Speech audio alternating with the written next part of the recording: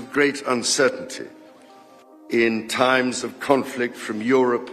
There was no state carriage, no line of waiting photographers, no formal bulletin pinned to a palace gate. Instead, behind one of the oldest doors in royal life, in a room where decisions are often made long before the country is ever allowed to hear their names, King Charles is said to have opened a palace record so sensitive, so historic, and so emotionally dangerous that those present understood immediately this was not an ordinary administrative act.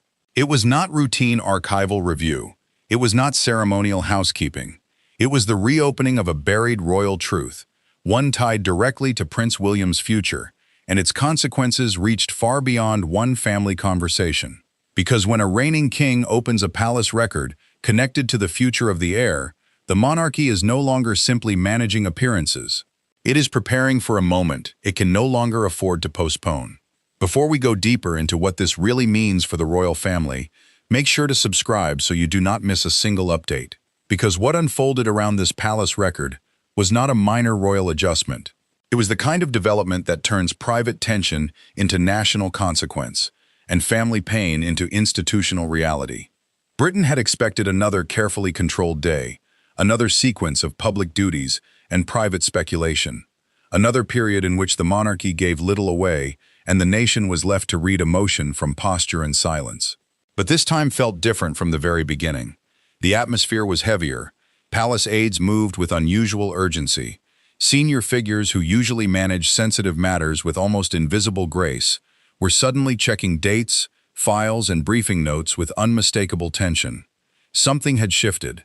And by the time word began to move beyond the walls, one thing had become clear. The king had opened a record tied to the future role, burden, and timing of Prince William's place in the monarchy. And once that happened, the old comfort of delay was gone. That mattered, because a palace record is not just a piece of paper. In royal life, a record can be many things. It can be a memorandum between sovereign and advisors. It can be a sealed note left for continuity planning. It can be an internal summary of constitutional options. It can be a family instruction preserved, because one day it may become unavoidable. Royal institutions rarely move on impulse. They preserve, they annotate, they record, and when one of those records is reopened by the sovereign himself, especially one concerning the heir, it usually means the matter has crossed from emotional discomfort into strategic necessity. The country saw one thing. Inside the family, the truth was far more painful. Because from the outside, the story looked like another dramatic royal development about succession, timing, and the future of the crown. But inside the House of Windsor, this was something more intimate and more devastating. It was a father confronting the reality that his reign, however present, now existed under the shadow of preparation. It was a son being forced to feel not only the honor of inheritance, but the terrible weight of being discussed in terms no child ever truly wants to hear from a living parent. And it was a family discovering that the monarchy had already begun preserving certain truths in writing before everyone inside it was emotionally ready to admit them aloud.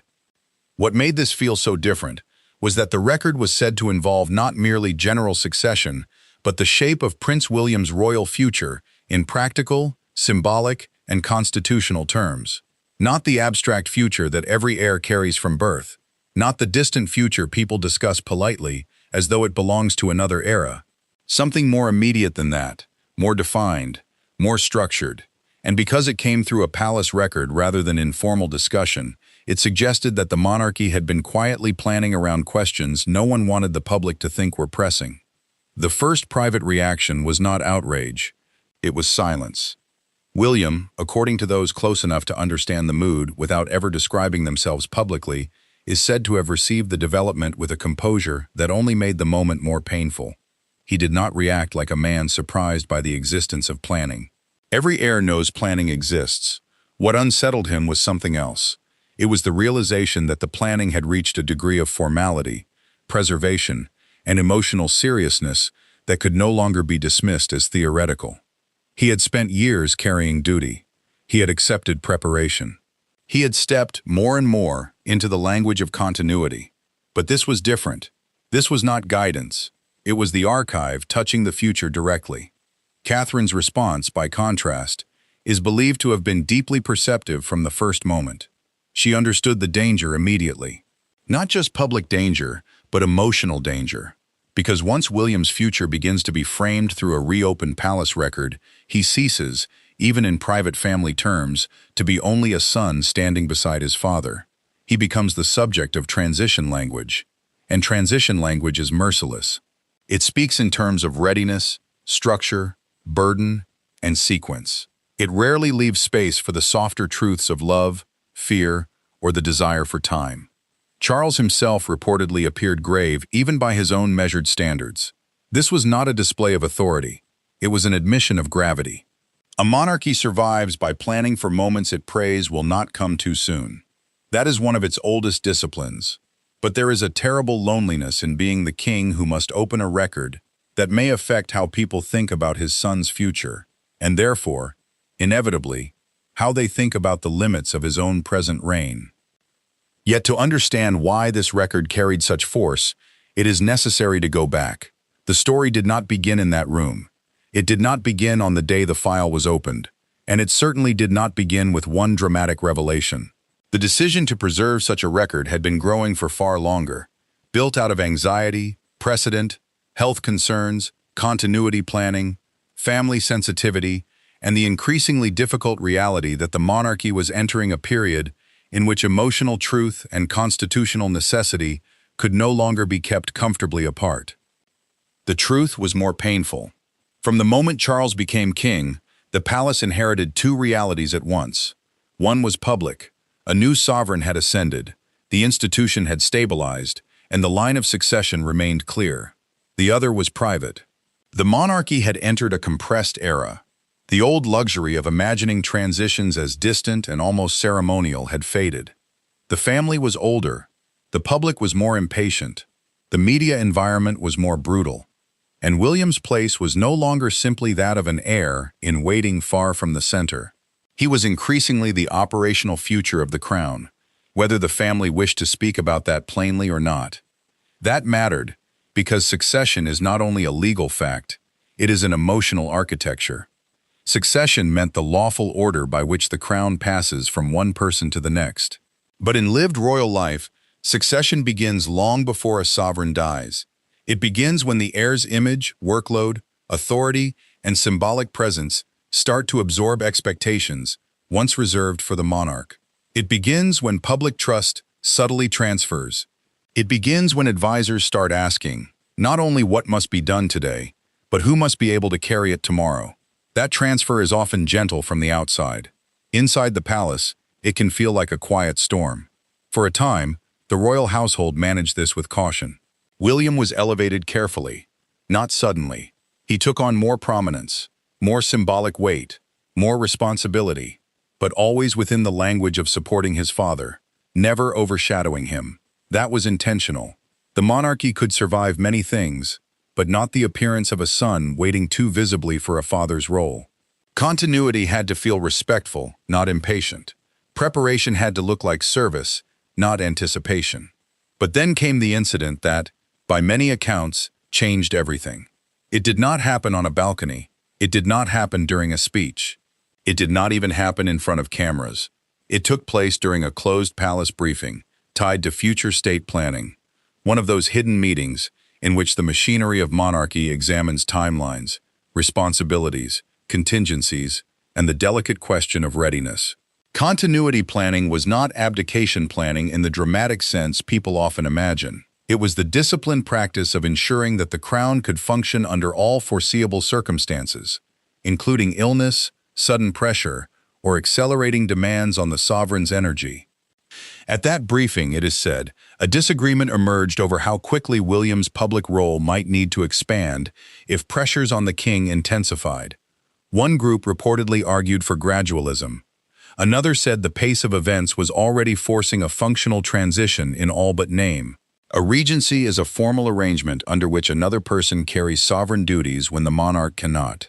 This was not necessarily about that. But the very fact that such conceptual territory was being approached, even indirectly, caused unease. Because once the palace begins openly discussing the line between assistance and substitution, the emotional atmosphere changes forever. William was not believed to be present for every technical discussion, but he was certainly at the center of their meaning. Catherine, too, became unavoidable in them, because the future of an heir is never only about one man. It is about the pair who will eventually embody the next chapter of the crown. Their children, their schedule, their symbolic authority, their public steadiness, their ability to absorb national expectation without collapsing under it. All of that begins to matter long before titles change. What disturbed some senior figures most was not the existence of planning, it was the tone. Planning had become less abstract, more urgent, less ceremonial, more operational. The official household was the working system of the monarchy. Private secretaries, constitutional advisors, ceremonial staff, communications officers, archivists, legal minds, and senior courtiers, whose duty was to turn family life into stable governance. Efficient people, loyal people. But in that moment, some of them began speaking as if William's future was no longer a distant horizon. It was an approaching structure. That was when Charles reportedly requested that an older palace record be brought back into review. This record, according to those who now refer to it with unusual seriousness, was said to include preserved guidance, observations, and internal considerations from an earlier period of royal transition management, possibly involving the late Queen's thinking on the delicate balance between preparing an heir and protecting the dignity of a reigning sovereign. This was not gossip, it was institutional memory. And institutional memory is one of the most powerful things in monarchy because it allows the dead to continue shaping the living without ever raising their voices. When Charles opened it, those present understood at once that he was not merely seeking information. He was seeking permission from history. That mattered, because Charles knew the danger before anyone needed to explain it. He knew what it meant to spend decades as heir. He knew what it meant to prepare endlessly, while the present still belonged to someone else. He knew the discipline required not to let preparation become resentment. He knew the ache of waiting, the humiliation of being necessary but not central, visible but not decisive. No one in that family understood better than he did the emotional cost of a long heirship. And because he understood it, he also feared imposing a new version of that burden on William in a more compressed and public age. But before the family could process what the reopened record might mean, another layer of tension surfaced. William and Charles reportedly met in private, in one of those closed-door conversations that shape royal life far more than any public ceremony ever could. No one raised their voice, but the stakes were immense. This was not father against son in a melodramatic sense. It was present reign against future reign. It was love facing duty, and discovering that duty had already been writing notes in the background. Charles is said to have spoken first, cautiously, emphasizing continuity, not alarm. He framed the record as part of responsible governance, not a message of immediate change. He reminded William that the monarchy has always prepared in silence for what it hopes will not come quickly. That is how it survives. Yet even as he spoke, the emotional contradiction remained impossible to ignore. A father was telling his son that planning for the crown's future did not diminish the present. But the very act of opening the record suggested that time itself had entered the room. William listened, but those close to the atmosphere suggest he felt something deeper than concern. He felt exposure. He had accepted service. He had accepted scrutiny. He had accepted that one day the full burden would be his. What he had not expected was the force of seeing his future treated not merely as destiny, but as an active file, a documented possibility, a burden already being measured. He had expected preparation. He had not expected the archive. And that distinction changed everything. Because an archive makes the future feel real, in a way conversation never can. A spoken thought can be reinterpreted. A family reassurance can soften. A difficult mood can pass. But a palace record means someone, sometime, believed this matter serious enough to preserve, serious enough to retrieve, serious enough to place before the king again at a moment of national consequence. This was the point, according to some accounts, when Catherine's role became crucial. Not publicly, quietly, she is believed to have helped William see what Charles himself may have struggled to say plainly, that the record was not an act of displacement, It was an act of protection. Protection for the institution, yes, but also protection for William. Because if his future was indeed accelerating, the worst thing the palace could do was allow it to arrive through confusion. The future had to be prepared in order not to look opportunistic. That was the hidden cruelty of royal life. Even readiness must be staged with emotional restraint. Yet the story did not end in reassurance. The record contains something far more difficult than general planning. It reportedly laid out principles about how and when an heir's public authority should expand without undermining the sovereign's dignity. It spoke about symbolic transfer. It spoke about representational balance. It addressed the danger of asking too much too late, and the equal danger of moving too far too soon. This was not a timetable. It was more subtle than that. More dangerous, too. It was a map of thresholds. A threshold in monarchy is the moment when support becomes substitution in the public mind. That mattered because the public does not need an official declaration to sense that power is shifting. It sees it in appearances, workload, deference, seating, visibility, and tone. It sees who is sent where. It sees who speaks after whom. It sees who begins to embody steadiness when the nation feels uncertain. And once the public starts reading one royal as tomorrow more than today, the institution enters a very delicate phase indeed. Charles reportedly understood that better than anyone, which is why the record unsettled him as much as it did William. He did not open it out of cold calculation. He opened it because events had brought him to the edge of a question every monarch dreads. How do you protect your reign while preparing the country for a future that is already approaching? And how do you do that when the future has your son's face? The silence deepened across the household. Senior advisors were drawn closer. Constitutional figures reviewed language. Private secretaries re-examined schedules, not because anyone intended a dramatic announcement, but because the meaning of appearances had changed. The Lord Chamberlain's office, which lives close to ceremonial order, is believed to have become especially attentive. Ceremonial precedence meant the visible ranking and sequence through which monarchy expresses structure. Who receives what deference? Who hosts what event? Who leads what procession? Who represents the crown in which setting? These are not decorative details. They are constitutional feelings dressed as ceremony. If William's role was about to subtly expand under principles contained in the reopened record, then every future event would need calibration. Too much prominence, and people would ask whether the crown was quietly shifting. Too little, and the palace would look as though it were ignoring practical reality. The monarchy could survive many things, but not confusion over who was carrying its emotional center in a moment of strain. This is where the record became more than history. It became instruction. According to accounts circulating through informed royal circles, one of the most significant lines or principles in the record was said to concern timing not as a calendar matter, but as a moral one. The future must never appear to advance at the expense of the present. That may sound simple. Inside monarchy, it is almost impossibly difficult, because the future always advances, bodies age, burdens grow, public expectation shifts. Yet for the crown to remain emotionally legitimate, the heir must seem ready without seeming eager, visible without seeming invasive, dutiful without seeming to rehearse inheritance.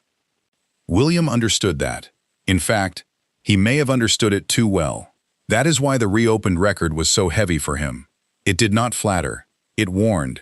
It reminded him that his future could not be entered casually, and that the nearer it came, the lonelier his role would become. He was not being invited into glory. He was being drawn deeper into sacrifice. The country saw one thing. Inside the family, the truth was far more painful. Because while commentators would inevitably frame this as a dramatic boost to William's royal standing, the private reality was far harsher. A son was being asked to stand closer to history, while still pretending history was not moving.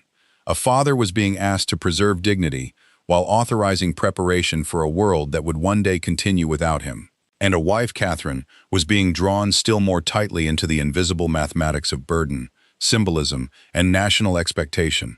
What happened next forced the matter even further. Word began to move beyond the palace, first in fragments, then in shape. Not the contents of the record in full, not a leaked transcript, something more powerful in royal terms. The knowledge that Charles had reopened a historic internal record about the heir's future, and that the reopening was linked to active planning. That was enough to electrify every newsroom in the country. Editors did not need the full document to sense the stakes. If the king had reached into the archive on a matter involving William's role, then the monarchy had crossed from quiet management into visible preparation. Broadcasters interrupted routine segments to pivot back to royal coverage. Palace correspondents began speaking in unusually careful language, the kind that signals genuine seriousness behind the scenes.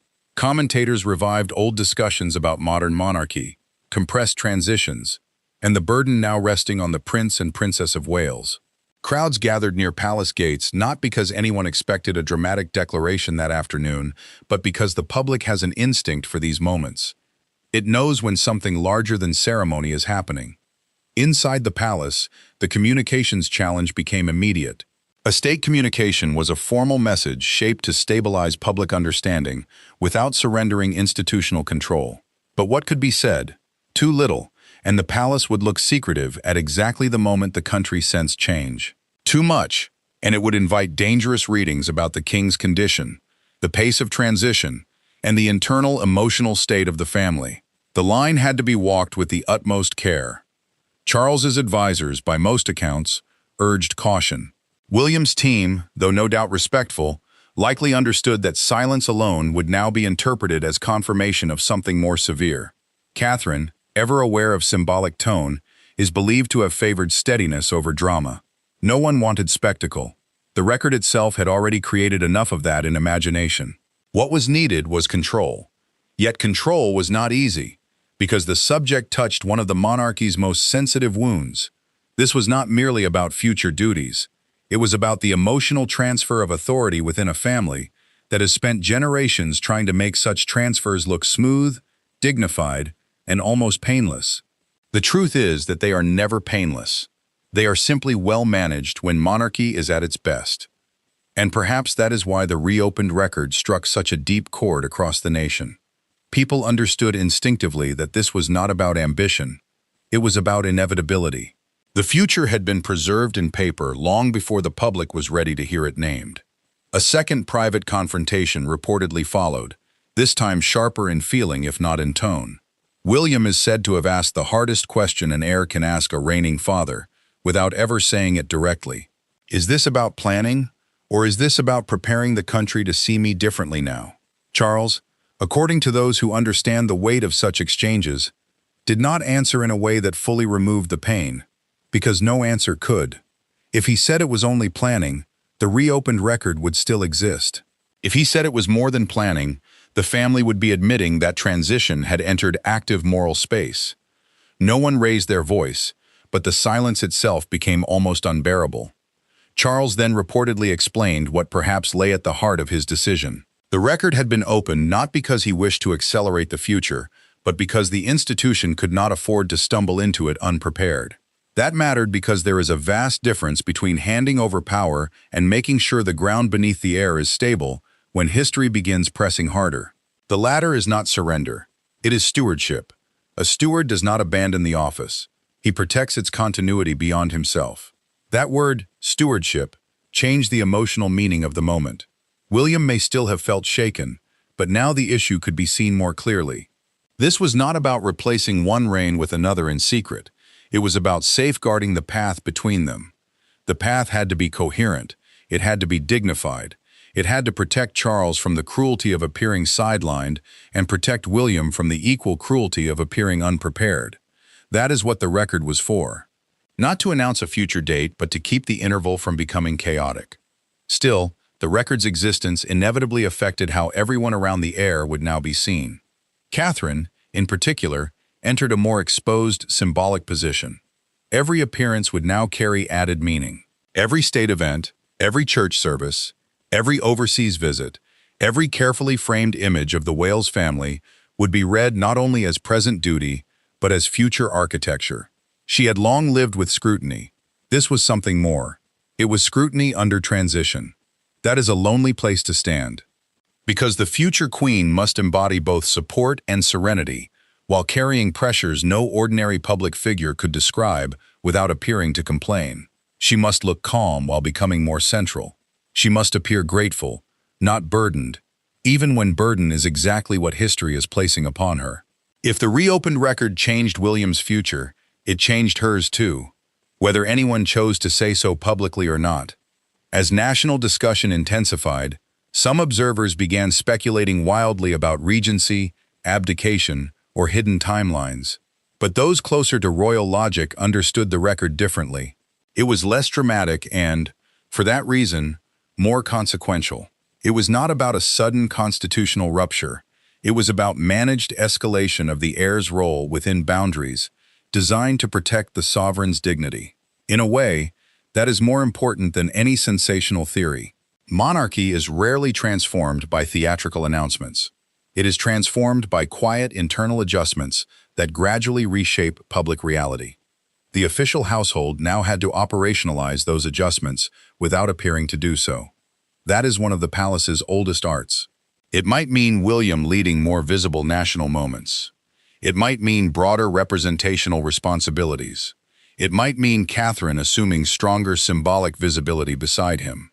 It might mean deeper briefing access, expanded planning authority, and more direct involvement in matters once handled at a greater remove. None of those steps would be announced as historic, yet taken together, they would change the monarchy's center of gravity. And that was the real story. Not that Charles had surrendered anything, but that he had acknowledged something.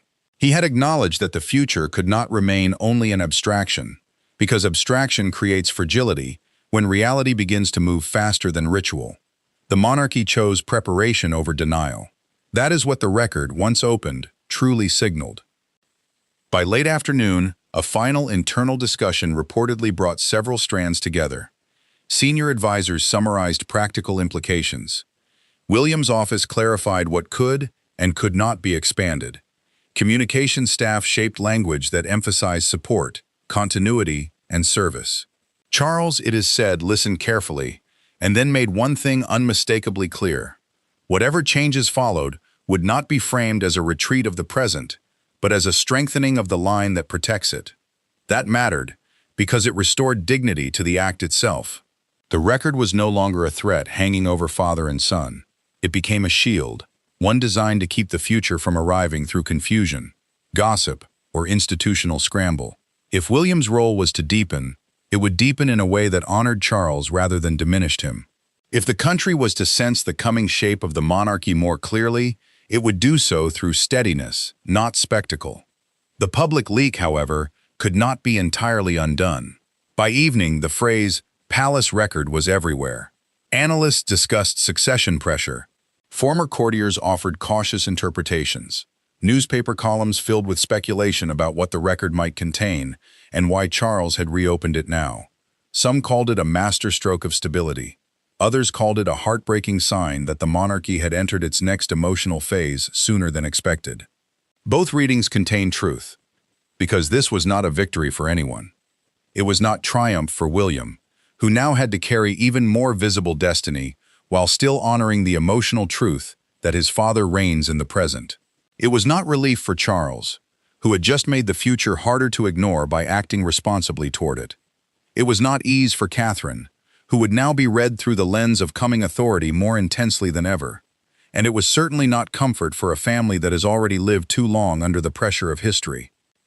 Late that evening, there came what many would later describe as the day's most powerful image.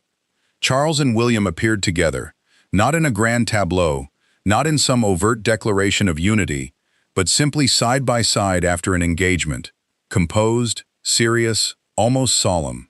That image mattered because it answered the loudest public fear without speaking a word. There was no rupture, no visible coldness, no performance of succession, just continuity in human form. Father and son, present and future, not merged, not competing, but standing in the same frame with the knowledge of history between them. Catherine, too, appeared later, with the kind of calm that royal life demands at its hardest moments. No theatrical emotion, no visible strain for the cameras, yet those who understand the language of monarchy would have seen it. The deeper stillness, the added weight, the unmistakable sense that she and William were now being watched, not only as senior royals, but as a nearer future than the country had perhaps been ready to admit. And perhaps that is what the reopened record really changed most of all. Not the law, not the line of succession, not the title William will one day hold regardless. It changed the emotional timetable of the monarchy. It made preparation visible. It reminded the country that the future of the crown is never merely inherited.